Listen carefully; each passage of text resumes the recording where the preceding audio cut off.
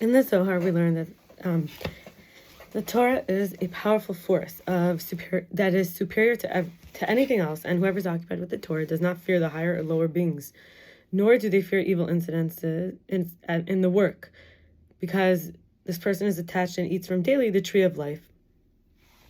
The Torah teaches man to walk the path of truth and gives him counsel, how to repent before his master, even when he's sentenced to death. Everything's repealed and gone from him, and not to rest on him. Therefore, he should be occupied with the Torah day and night, and not move from it. If he removed the Torah from himself, or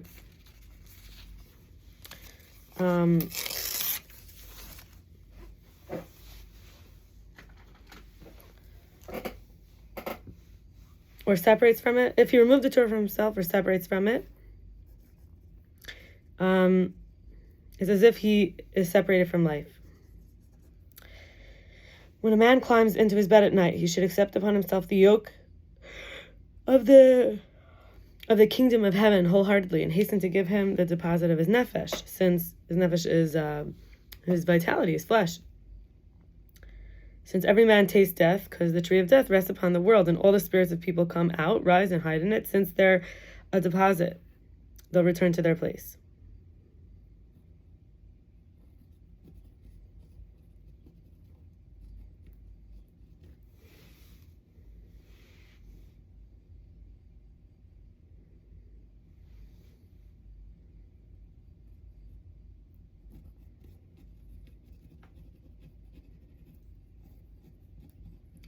And the idea of this video is how we really embody feeling worthy of life when we choose of love when we choose life. So Ernest Hemingway, he says, there is nothing noble about being superior to your fellow. True nobility is being superior to your former self, and that's the idea of life. Life is always growing, always changing. And through this way, there's mutations, surprises that happen.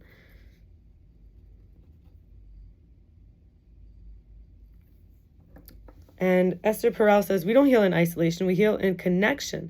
But trust is vulnerable. It's a leap of faith. And that's life. Life, we have to embrace uncertainty, and we heal in connection. Mary Ainsworth, she says, a key part of healing in relationships is the ability to seek comfort and find it during times of stress. Carl Rogers says, the gentle and sensitive companionship offered by an empathic person provides illumination and healing. And Harville Hendrix has a quote also. He says, we're born in relationship. We are wounded in relationship, and we can be healed in relationship. And there's an Instagram account, moms.who.right.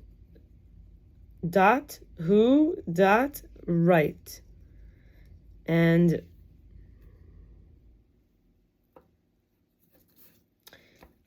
so it's MAMOMS dot WHO dot right.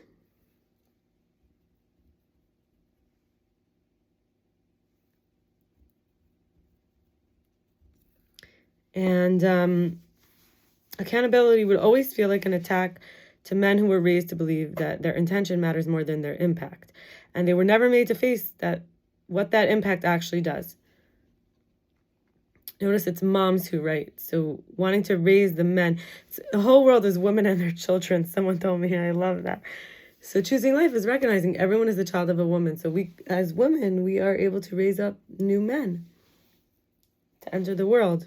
But we have to find a man to choose in order to bring a new man into the world. Okay. James Brown says, love takes off masks that we fear we can't live without. And no, we can't live within. And I want to read it again separately. Love takes off masks we fear we can't live without. And love takes off masks we know we can't live within.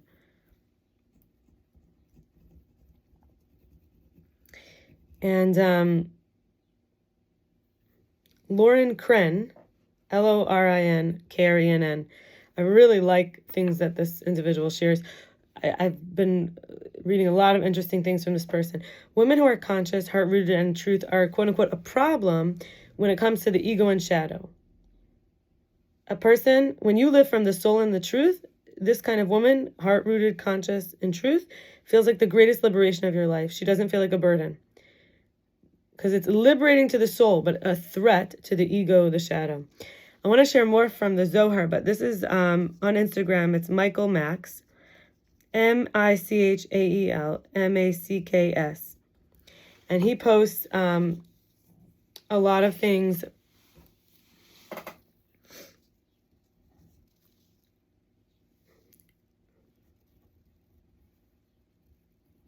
from various Jewish sources. And in this case, it's from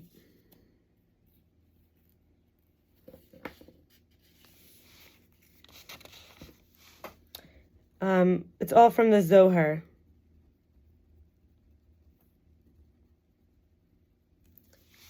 And so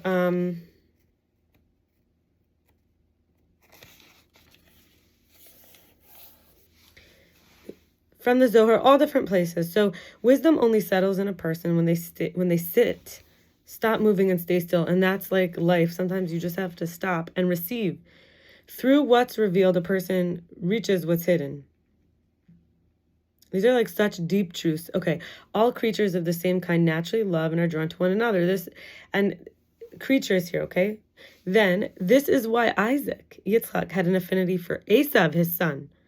Isaac had intensity. It was a higher spiritual intensity. And Esav had intensity, but it was a lower earthly intensity. Okay, if not for one's negative inner voice, a person would have no opposition in the world.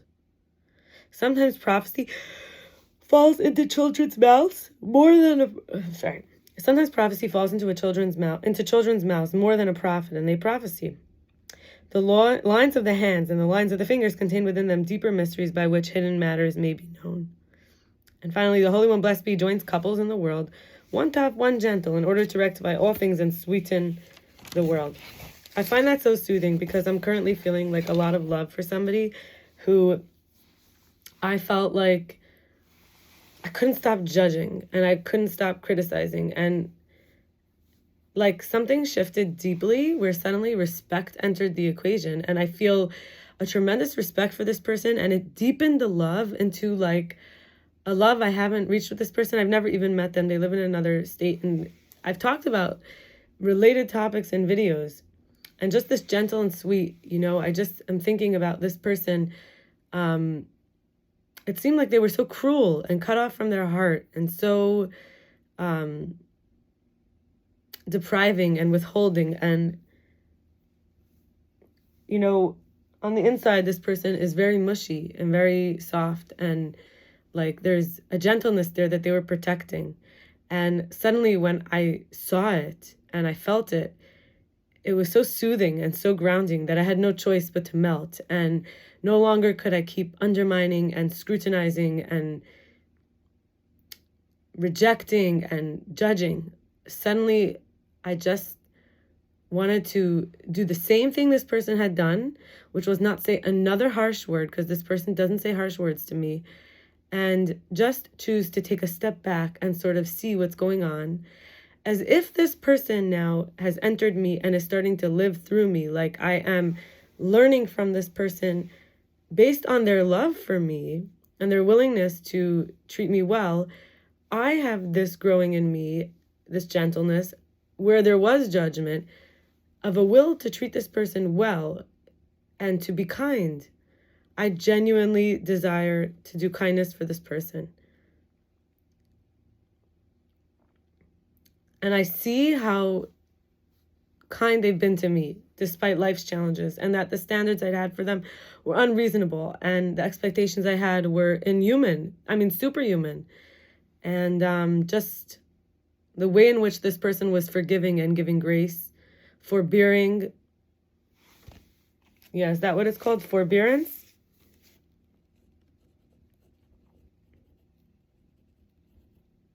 And I just feel in my position, the best like teshuva that I could do for everything I did was just to appreciate what good this person, like, instead of feeling like I'm not being treated like a gift, suddenly saying, how do I make this person see what a gift they are in my life? And without attachment to outcome. It's not like, oh, because I want to have kids or a family, or I don't even know what I want anymore. I don't know if I want to get married and have kids.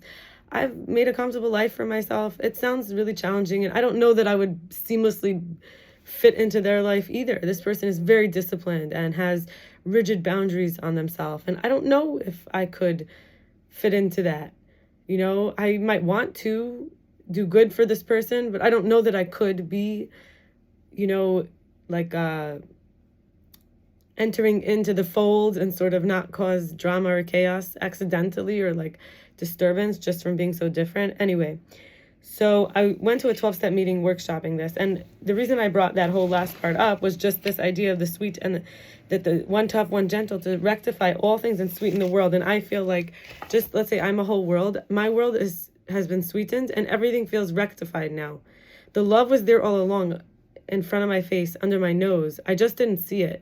I was healing. I felt, for the first time, that I felt safe with somebody who wasn't pressuring me. As a man, he never pressured me sexually. He never made me feel, there was no crudeness, no lewdness. He never made me feel like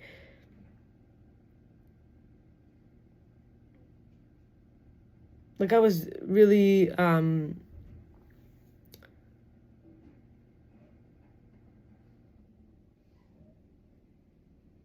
I had to sell out in some way. And yes, he did test my boundaries sometimes, I feel, or he did try to see how I'd react. But I stayed true to myself, and he didn't reject me as I am. He just was trying to honor his pace, and he's been hurt. He's been very hurt, and it's like he like lost his wings a little when he crashed. He dove head first into something, and it didn't work out for him in a relationship a long time ago, like a few years ago, and he changed after that. He stopped believing that, that it was worth it. He just wants to protect himself. He doesn't want to get hurt again. He doesn't want to make such a mistake again, what he felt was a mistake. Like, how does he rectify his self-explanation, his self-concept, so that he could live in a world where he just doesn't want to feel so much. He doesn't want to give much and invest, and then it's all for nothing, because he felt it was all a waste last time around, and he had to iron out his edges now and be more aloof and uncaring just to survive, and sort of not want to be like vulnerable and, put himself out there. And he had a really tough upbringing as well. I admire him now. I admire his endurance. I admire how such a strong person is also able to be so mushy with me. And I think that a part of love, a deeper, more mature love I'm seeing, is not just somebody who makes you feel good, or just like does what you want, or just in some way gives you like hope, it gives you satisfaction. There's respect there, there's admiration. Okay, so I went to a 12-step meeting about attachment, avoidance, sex, love, like just all of that theme. And there was this idea like of thinking that other people might be tempted to abuse me, or anyone. And so I felt like, where was it coming from in my life? There was like this desperation to be carried or accompanied, but I couldn't carry or accompany really anyone else often. And then feeling like there was a withheld validation, understanding, appreciation, and care that people couldn't relate to me. And this was a projection, because thinking that men want to hurt, perceiving and poking to find a sensitivity, a vulnerability between my porcupine quills to hurt me in a way that they could matter. But, intimacy is risking penetration. And, there was that was a pattern, that was a projection, because I had experienced that, and I never really fully felt the pain. And so I was carrying that kind of like on top of seeing people. And also maybe in some way like the father issues I had, from childhood, as if I was dealing with my father. So like, let's say these men were like surrogates, and it was like I was trying to give him a taste of his own medicine, like my father. Like maybe it was because I was scarred, like the fault-finding, never satisfied version of my dad that I was sort of now being to certain men. Like I mentioned previously, the man I was recently involved with, and then again, even though I took a short break, I thought I would never talk to him again, but then I felt his energy kept coming, and so I did. And he said he was thinking of me too. And we spoke for almost 3 hours. And I know that he would talk to me again, but I just said, I need space. I'm not ready for a relationship right now. I I don't trust myself yet. I want to like only interact with him when I'm ready, if I am supposed to be with him, to be a good wife to him. Like show up in the right way now. And so I feel like that is a rectification in me. That's a return to love. So what kind of man do I even want to be with and be like that I want to be worthy of? Loyal, good company, cherishes me, preserves my peace, respects me, gets pleasure from pleasuring me, gentle with me so I could relax, lower my guard around him, derives manliness when he provides for me. And I wrote this like a week ago. And when I spoke to this man a day or two ago, I felt that a lot of these qualities I see in him, I didn't realize that he was so great. I was focusing on the flaws and the weaknesses. Okay. And maybe that's what I do to myself, you know?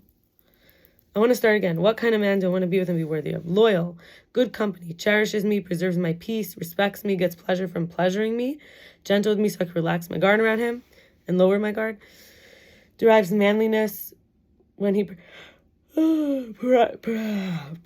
derives his manliness when he provides for me, honors the divine feminine in me, like bring life into the world, into the future. That's the feminine. That I can catch his eye and we laugh together. That's something I feel is like my cue. Like it's a tell for me. Like it's a sign. When I'm able to just like look at someone in the eye and we just start laughing, there's this playfulness that truly brings me joy. It's like maybe we see something together and then we sort of look at each other like we don't even have to say it. It's like I saw something and there's nothing to say. It's someone I could, like, it's almost like when I had my siblings. We could like look at each other or like best friends I had. We like catch each other's eye and then start cracking up. Like there's something, and it's not mocking anyone. It's not bitter. It's just, it's not like acerbic, not bitter. It's not like a mean laughing at someone. It's really from pure surprise, joy. Can't put it from absurdity. So choosing life is really to have absurdity, fun. Okay, let me continue. He listens and can understand and relate to the point that we can sit in silence together and still feel connected. God-fearing and God-conscious, doesn't scrutinize me and empowers me, affirms me, maintains interest in me, explores with me, discovering like what I really love, like magic and wonder and curiosity. And for my own sake, it's worth it for me to be kind and accepting and loving just for my own sake. I'm realizing like how good it feels to be loving, to have love come through me, like just enjoying like being the flower. Like the flower has love, has a good smell emanating from it. So like being like loving and the love comes from me. It's like for my own sake, I get to be like in a field of love. And so it's like like when I used to suppress or do half-ass, like, or out of fear, like pull myself back, it stopped my vitality, my growth, my creativity. And we're going to stop here. And I wish everybody to choose life. And, choosing life is to be worthy of love. It is. Okay, all the best. Bye.